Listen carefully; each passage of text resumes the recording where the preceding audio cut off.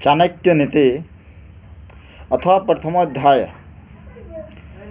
पर्णमया शिरसा विष्णु त्रिलोक्याधिपति प्रभुं नानाशास्त्रनिमधुरत्ववच्छे राजनीति समुच्यतम। मैं तीनों लोकों पृथ्वी, अंतरिक्ष और पाताल के स्वामी सर्वशक्तिमान सर्वव्यापक परमेश्वर विष्णु को सिर झुकाकर प्रणाम करता हूँ।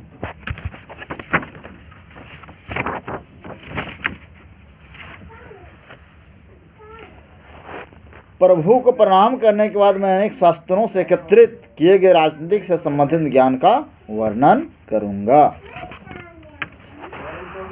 अधितद्यम अथा शास्त्रम नरो जानति सत्तमा धर्मोपदेश विख्यातम कार्यकरम शुभाशुभम।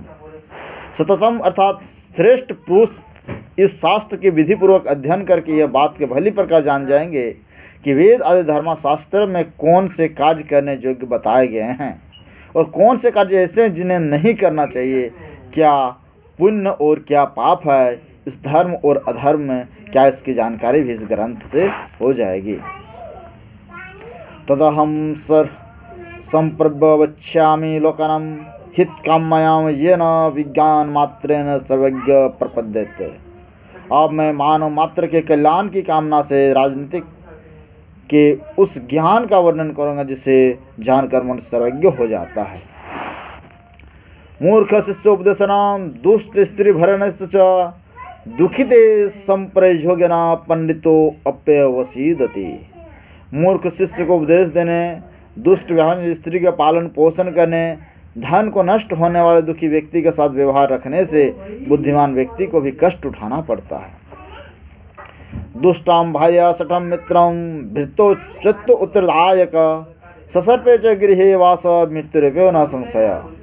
दुष्ट स्वभाव वाली, कठोर वचन बोलने वाली, दुराचारी स्त्री और धृत दुष्ट स्वभाव वाला मित्र, सामने बोलने वाला मुंहपट नौकर और ऐसे घर में निवास जहाँ सांप के होने की संभावना हो, ये सब बातें मृत्यु के समान है। अपादार्थे धनम रक्षित दारान रक्षन्द नरपि आत्मां सतम रक्षेदे दारेरपि धनेरपि। किसी कष्ट अथवा आपत्ति काल से बचाव के लिए धन की रक्षा करनी चाहिए और धन खर्च करके भी स्त्रियों की रक्षा करनी चाहिए, परंतु स्त्रियों और धन से भी अधिक आवश्यक यह है व्यक्ति अपनी रक्षा करें। आपादर्थे धनम रक्षे मताम कीर्तम आहपद कदाचित् चलतम लक्ष्मी संचितो विनश्यति।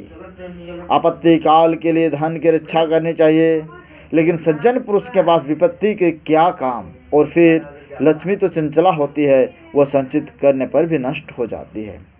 यस्मिन् देशे न सम्मानो न वृत्तम न च बांधवा न च विद्यागम कश्चित च दशम परिवर्जेत। जिस देश में आदर सम्मान नहीं और न आजीविका का कोई साधन हो, जहाँ कोई बंधु बांधव रिश्तेदार भी नहीं तथा किसी प्रकार के विद्या और गुणों की प्राप्ति की संभावना नहीं हो, ऐसे देश को छोड़ देना ही चाहिए। ऐसे स्थान पर रहना उचित नहीं है। क्षत्रियो धनिक राजा नदी वैद्यसु पंचम च विद्यन्ते न तत्र दिवसम वसेत।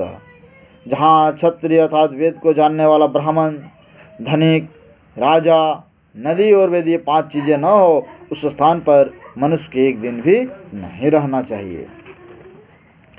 लोकात्रम भयम लज्जाम दक्षिणम त्यागशीलता पंच यत्र न विधन्ते कुर्यात् तथा संस्थितमा।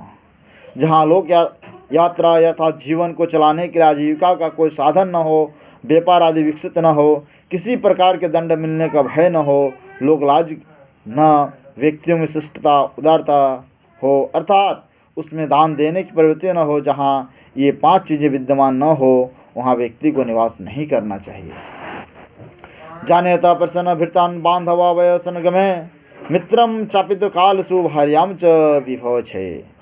काम लेने पर नौकर चाकरों को, दुख आने पर बंधु बांधवों को, कष्ट आने पर मित्र की, धन का नाश होने पर अपनी पत्नी की वास्तविकता का ज्ञान होता है। आतुरे व्यसन प्राप्ति दुर्भिक्षे शत्रु संकटे राजद्वारे शमशाने च यस्मि स्तटी च बांधवा। किसी रोग से पीड़ित होने पर दुखी आने पर, अकाल पड़ने पर, शत्रु की ओर संकट आने पर, राजसभा में, शमशान में, किसी की मृत्यु के समय जो व्यक्ति साथ नहीं छोड़ता वास्तव में भी सच्चा बंधु माना जाता है। यो ध्रुवाणी परित्यज्य यधुर्व परिसेवते ध्रुवाणी तत्सनस्सन्ति यध्रुवम नष्टमेव हि। जो मनुष्य निश्चित होकर छोड़कर निश्चय के पीछे भागता है उसके कार्य पदार्थ नष्ट हो जाता है। भरयते कुलजम प्राज्ञो वीरो पापानि कन्ना काम रूपवर्तित अनिचस्य विवाह सदृश्य कुले। बुद्धिमान व्यक्ति को चाहे को श्रेष्ठ कुल से उत्पन्न हुई तो कुरूप सौंदर्यहीन कन्या से विवाह कर ले, परंतु नीच कुल से उत्पन्न सुंदर कन्या से विवाह न करे। वैसे विवाह करने के समान कुल में ही करना चाहिए। नखिराम च नद्याम च श्रृंगनाम शस्त्रपाणि नमा विश्वासो नैव कर्तव्योस्ति राजकुलेषु च।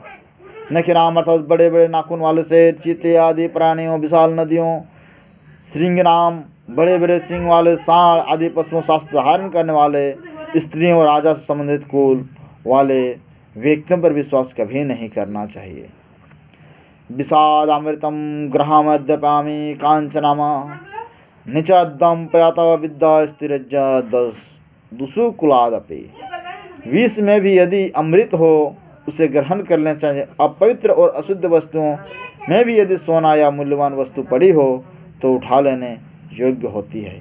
यदि नीच मनुष्य के पास कोई अच्छी विद्या, कला, गुण है तो उसे सीखने से कोई हानि नहीं। इस प्रकार दुष्ट कुल से उत्पन्न अच्छे गुणों से युक्त स्त्री रूपी रत्न को ग्रहण कर लेना चाहिए। स्त्रीणाम द्विगुण आहारो बुद्धिस्तमा चतुर्गुण सासम षड्गुण चैव कमुष्ट गुणम उच्यते। पुरुषों के 5 स्त्रियों में आहार भोजन 2 गुना, बुद्धि 4 गुनी, सास 6 गुना, काम वासना 8 गुना होती है। इति प्रथम अध्याय समाप्त।